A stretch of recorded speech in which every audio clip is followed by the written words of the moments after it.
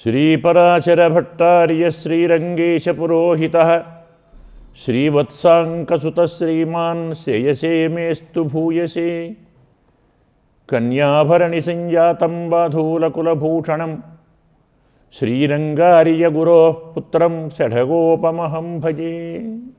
అస్మద్గురుభ్యో నమః.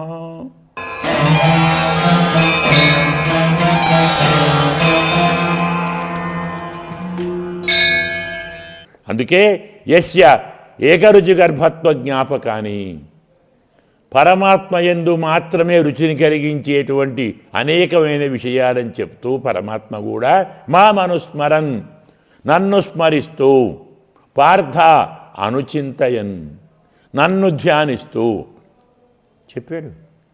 అంతేకాదు కృష్ణానుస్మరణం పరం, ఒంటిగా కూర్చున్నప్పుడు కానీ, 10 మందిలో కూర్చున్నప్పుడు కానీ, 10 మందిలో మాట్లాడుతున్నప్పుడు కానీ, మనకు సంసారంలో కావలసిన ఆయా కార్యక్రమాలు చేస్తున్నప్పుడు కూడా కృష్ణానుస్మరణం పరం. మధ్య మధ్య కృష్ణ కృష్ణ కృష్ణ స్మరించురా. మంచినీళ్ళు తాగుతావు, కృష్ణ అను. అన్నం తింటున్నావు, కృష్ణ అను. కూర్చుంటున్నావు, కృష్ణ అని కూర్చో. లేవబోతున్నావు, రామా అనుకుంటులే. తుమ్మొచ్చింది, రామానుజ, శ్రీరామ చెప్పు. మనం అనుకుంటే చెప్పం కదా, వాడనిపించాలి. అందుకే పరమాత్మ అలాంటి స్మరణ మనకు కలిగించాలి అని చాలా విస్పష్టంగా పరమాత్మ చెప్పాడు. తక్కువ గుణములున్నవారు ఎక్కువ గుణములున్న వారిని స్మరిస్తారు, ధ్యానిస్తారు. అందువల్ల మనము చిన్నవాళ్ళం. పరమాత్మ సర్వాధికుడు. సర్వాధికుడైన పరమాత్మకు మనం దాస్యం చెయ్యాలి.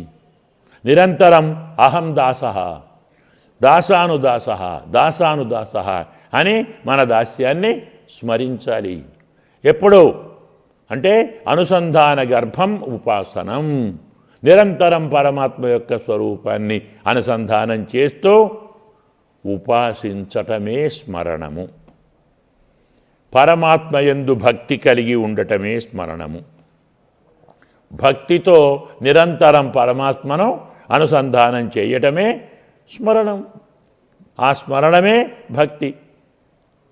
మరి ఈ భక్తి ఏం చేయాలి? ఎలా ఉంటుంది భక్తి అంటే? భక్తి ఉన్న వాళ్ళు ఏం చేస్తారు? నిరంతరం కీర్తనం చేస్తారు. శ్రవణం, వందనం, విష్ణోస్మరణం, పాదసేవనం, అర్చనం, సేవనం చెప్తాం కదా. ధ్యానం, సఖ్యం, ఆత్మనివేదనం. భక్తిని నవవిధా భక్తి అంటారు. అందువల్ల ఇవన్నీ అవే. స్మరణం కానీ, కీర్తనం కానీ, శ్రవణం కానీ ఇదంతా భక్తిలోని భాగమే. ఇవన్నీ భక్తికి అంగాలే. అందువల్ల ఈ భక్తే సకల శాస్త్రములో సారముగా చెప్పారు. ఈ భక్తిని పరమ గుహ్యం, పరమ రహస్యంగా చెప్పారు. కృష్ణ పరమాత్మ కూడా అర్జునునికి ఉపదేశం చేస్తూ ఇదంతుతే గుహ్యతమం ప్రవక్ష్యామి అనసూయవే. అసూయ లేని నీకు అతిరహస్యమైన ఈ స్వరూపాన్ని చెప్తున్నాను అన్నాడు సాక్షాత్ కృష్ణుడే. యజ్ఞాత్వా నేహ భూయోన్యత్. ఇప్పుడు నేను చెప్పిన దాన్ని తెలుసుకున్న తర్వాత మళ్ళీ నీవు పుట్టవు. ఇప్పుడు నేను చెప్పేది సర్వగుహ్యతమం భూయ, అన్ని విషయాలలో పరమరహస్యము అని స్వయంగా పరమాత్మ చెప్పాడు. కాబట్టి ఉపాసన, జ్ఞానము, భక్తి ఇవన్నీ ఒకే అర్థంలో ఉంటాయి. మరి ఏం చేయాలి? ఈ భక్తి అందరికీ కలుగుతుందే. భక్తి చాలా గొప్పది. అది ముక్తినిస్తుంది. అదే సేవ, అదే ఉపాసన. అందరికీ కలగొద్దు. అలాంటి వాళ్ళు ఏం చేస్తారు? స్వామి చెప్పాడు, బహూనాం జన్మనామంతే జ్ఞానవానుమాన్ ప్రపద్యతే. కొన్ని వందల వేల లక్షల కోట్ల జన్మల తరువాత జ్ఞానం కలవాడు నన్ను చేరుతాడు అని స్వామి చెప్పాడు. మరి మనకైతే ఏమిటండి, మనకు భక్తి కలగదా? అంటే మనం పరమాత్మను చేరమా? వేల వేల జన్మల తరువాతే కలుగుతుంది కదా. అది కూడా ఆ వేల జన్మల్లో పుణ్యం చేస్తే. పాపం చేస్తే ఇంకో 1000 జన్మలు, మళ్ళీ అందులో పాపం చేస్తే మరో 1000 జన్మలు. ఎప్పుడు పుణ్యం చేస్తాం మనం? ఎప్పుడు మనకు ఇలాంటి భక్తి కలుగుతుంది? అనంతమైన జన్మలలో పుణ్యం చేస్తే ఆ పుణ్యం ఫలించి అది భక్తిగా మారితే, అది నిరంతరం ఉంటే, అప్పుడు స్వామిని సేవించగలిగితే అప్పుడు పరమాత్మ యందు భక్తి దృఢమవుతుంది అని చెప్పారు కదా.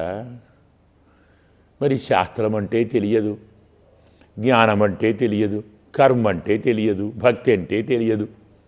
ఇలాంటివి ఏమీ తెలియని వాళ్ళు న్యాయంగా పరమ దరిద్రులు అంటాడు వ్యాసుడు. ఎవరయ్యా దరిద్రులు అంటే భగవంతుణ్ణి సేవించటం తెలియని వాళ్ళు దరిద్రులు, భగవత్ సంబంధం లేని వాళ్ళు దరిద్రులు. ఎవరికి భగవద్ భాగవత సంబంధం ఉండదో వారు దరిద్రులు. ఎవరయ్యా శ్రీమంతులు? ఎవరికి నేను భగవంతుని దాసుణ్ణి అన్న జ్ఞానం ఉందో వాడు శ్రీమంతుడు. ఎవరు నేను భగవద్భక్తులకు భక్తులను అన్న జ్ఞానం ఉందో వాడు ఐశ్వర్యవంతుడు. వీళ్ళకు శాస్త్రము తెలియదు, ధర్మము తెలియదు, పెద్దలను అడగరు, పెద్దలను సేవించరు. నాకు తెలిసిందే సర్వోత్తమం, నాకన్నీ తెలుసు, నేను ఒకళ్ళని ఎందుకు అడగాలి అనుకునేవాడిని వ్యాసుడు పరమ దరిద్రులుగా చెప్పాడు. మరి వాళ్ళకైతే అంతేనా? ఇలాంటి దరిద్రులకు పరమాత్మ సన్నిధి దొరకదా? ఇలాంటి వారు పరమాత్మను సేవించే అవకాశం లేదా? వాళ్ళ గతి ఏమిటి అని ప్రశ్నిస్తే భయపడకండి. ఏ శాస్త్రజ్ఞానం లేకున్నా, ఏ ధర్మజ్ఞానం లేకున్నా, ఎలాంటి శ్రమ లేకుండా సులభమైనటువంటి మార్గం నేను చెప్తున్నాను. స్తువంతః, పరమాత్మ నామాన్ని కీర్తించు చాలు, నీకే తపస్సు వద్దు, ఏ జ్ఞానం వద్దు. నారాయణ, గోవింద, మాధవ, మధుసూదన, అనంత, వైకుంఠ, ముకుంద, కృష్ణ, గోవింద, దామోదర, మాధవ, నీకు నచ్చిన పేరు చెప్పు, నీకు తెలిసిన పేరు చెప్పు, నీకు ఏ పేరు బాగా వస్తే ఆ పేరే చెప్పు. ఇందుకోసమే మన ప్రాచీన సాంప్రదాయం మన పిల్లలకు, మన ఇండ్లకు, మన దగ్గర ఉన్న పశువులకు కూడా పరమాత్మ పేరే పెట్టేవారు. ఒక అబ్బాయి పేరు నారాయణ, ఒక అబ్బాయి పేరు గోవింద, ఇంకో అబ్బాయి పేరు ముకుంద. వారికి 4 పశువులు ఉన్నాయి.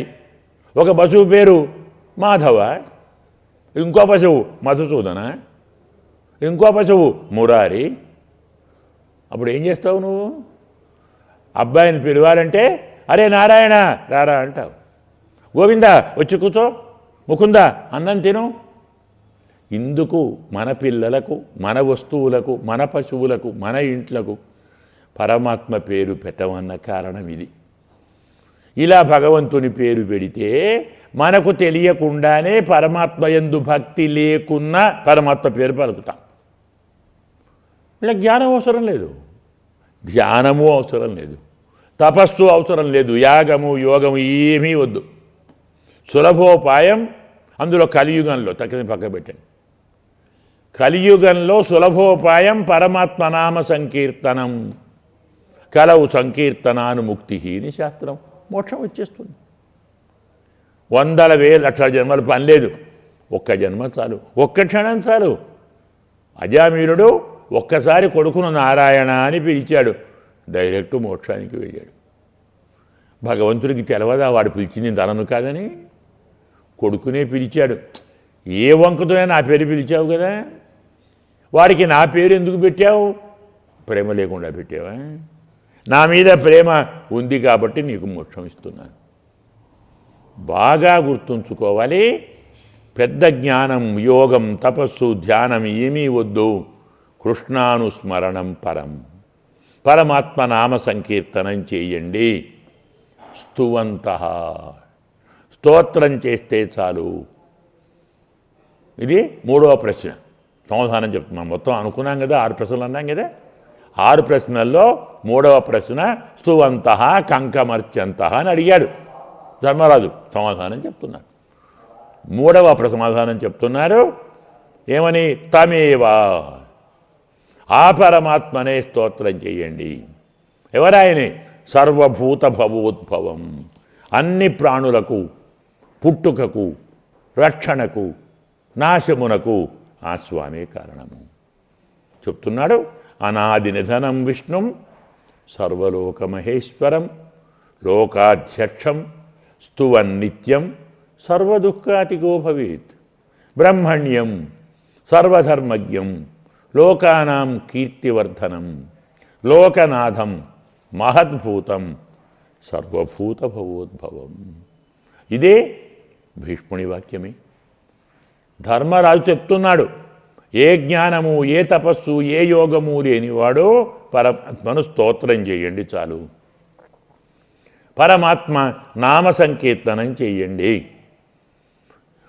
ఈ పరమాత్మనే శ్రీమన్నారాయణుణ్ణి మాత్రమే స్తోత్రం చేస్తూ మీరు అనుకున్న ఫలితాన్ని పొందండి. చిన్న చిన్న దేవతల జోలికి వెళ్ళకండి. నేను ఇంద్రుణ్ణి సేవిస్తాను, నేను యముణ్ణి సేవిస్తాను, నేను కుబేరుణ్ణి సేవిస్తాను, వాళ్ళకి ఇచ్చేది వీడే కదా. ఎవరు ఇంద్రునికి ఇంద్రత్వాన్ని ఇచ్చారు?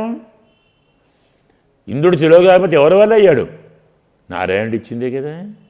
కుబేరుడు సనాధిపతి ఈయన ఇచ్చిందే కదా. ఈ చిన్నవాళ్ళు ఎందుకు పెద్దవాడిని పట్టుకోరాదు? చిన్న చిన్న వాళ్లతో నీకేం పనైనా పెద్దవాడిని పట్టుకో, ఆ స్వామిని సేవించుకో, క్షుద్రదేవతారాధన చెయ్యకు. ఎందుకు చెయ్యకూడదు? ఇందులో ఎవరిని సేవించాలి, ఎవరిని సేవించకూడదు అంటే పరమాత్మను మాత్రమే సేవించాలి, క్షుద్రదేవతలను ఆరాధించకూడదు. ఎందుకండి ఆరాధించకూడదు అంటే వాళ్ళు కూడా మనలాగే పుడతారు చేస్తారు కదా. ఈరోజు పుట్టి రేపు పోయి దేవతలను ఆరాధించడం ఏమిటండి? ఎవరికి పుట్టుక నాశము లేదో, ఎవరు నిరంతరం ఉంటారో అలాంటి వారిని మాత్రమే మనం పూజించాలి. అందుకే ఏమంటున్నాడు భీష్ముడు? అనాది నిధనం. ఒక్కొక్క దాన్ని చాలా అద్భుతమైనటువంటి విధానంలో చెప్తాడు. ఆది లేదు, అంతము లేదు, పుట్టుక లేదు, చావు లేదు. ఎవరికి పుట్టుక చావు లేదో వాడిని సేవించవయ్యా. చతుర్ముఖ బ్రహ్మ ఉన్నాడు, వాడు పుడతాడే. బ్రహ్మ యొక్క నాభి నుంచి పుడతాడు, పరమాత్మ యొక్క నాభి నుంచి బ్రహ్మ పుట్టాడు. మరి బ్రహ్మకు 100 ఏళ్ళు అయిపోతే వాడు పోతాడు. ఇక ఇంకో ఆయన ఉన్నాడు, బ్రహ్మ యొక్క పుత్రుడు, మనం శంకరుడు అంటాం. ఈయనతో పాటు ఆయనే పోతాడు. ఇంద్రుడు 14 మామూలు కాగానే వాడు పోతాడు. ఒక్కొక్క మన్వంతరంలో ఒక్కొక్క ఇంద్రుడు పోతాడు. ఇంద్రుడితో పాటు యముడు, కుబేరుడు, వీళ్ళంతా ఏళ్ళు వచ్చారా పోయేవాడు. ఇలా పుట్టి అలా మరణించే దేవతల కంటే ఆ రెండు లేని వారిని, ఎవరికైతే పుట్టుక లేదో, ఎవడైతే మరణించడో అలాంటి వాడిని సేవించురా.